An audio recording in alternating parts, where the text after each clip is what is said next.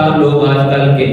وہ اس طرح کے اپنی طرف سے فتاوے شروع کر دیتے ہیں، وہ فتوا دینا شروع کر دیتے ہیں حج بندہ تب کرے جب کوئی بندہ بھوکا نہ سوئے، مسجد کو سیمنٹ کی بوری بندہ اس وقت دے جب بندہ ہر جگہ پر آٹے کی بوری دے، پہلے غریب کے گھر میں آٹے کی بوری دو، اس کے بعد مسجد میں سیمنٹ کی بوری دو۔ ہزار مسجدیں بنانے سے بہتر ہے کہ کسی غریب کو پیٹ بھر کے کھانا کھلا دو۔ یہ سب جو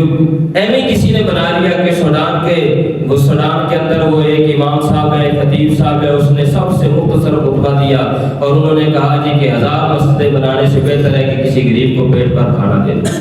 اپنی طرف سے ہی بنا لیا کسی نے،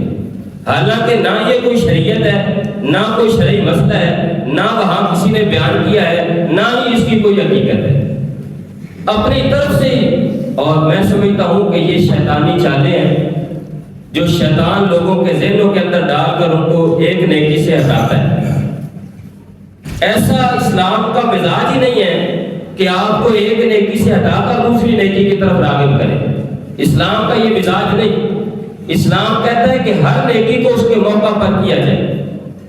یہ کیسے ہو سکتا ہے کہ آپ کے جیب میں لاکھوں روپے کا موبائل فون ہو تو اس کی آپ کو اجازت ہو، چاہے غریب آپ کے اڑوس پڑوس میں بھوکے مار رہے ہوں، آپ کے پاس آپ کے نیچے لاکھوں روپے کی گاڑی ہو تو اس سے آپ کو کوئی نہ روکے کہ گاڑی آپ تب لو جب ہر بندے کے پاس سواری ہو، اس سے آپ کوئی نہیں فتویٰ لگاتا آپ پر۔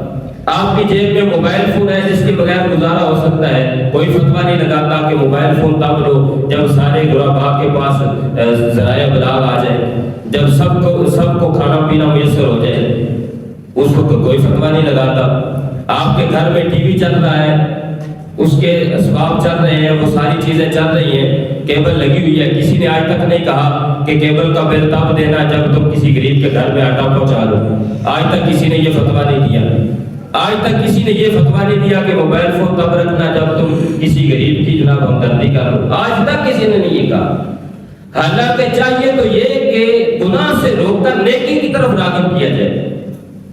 جتنے گناہ کے ذرائع ہیں ان سے کوئی نہیں روک رہا،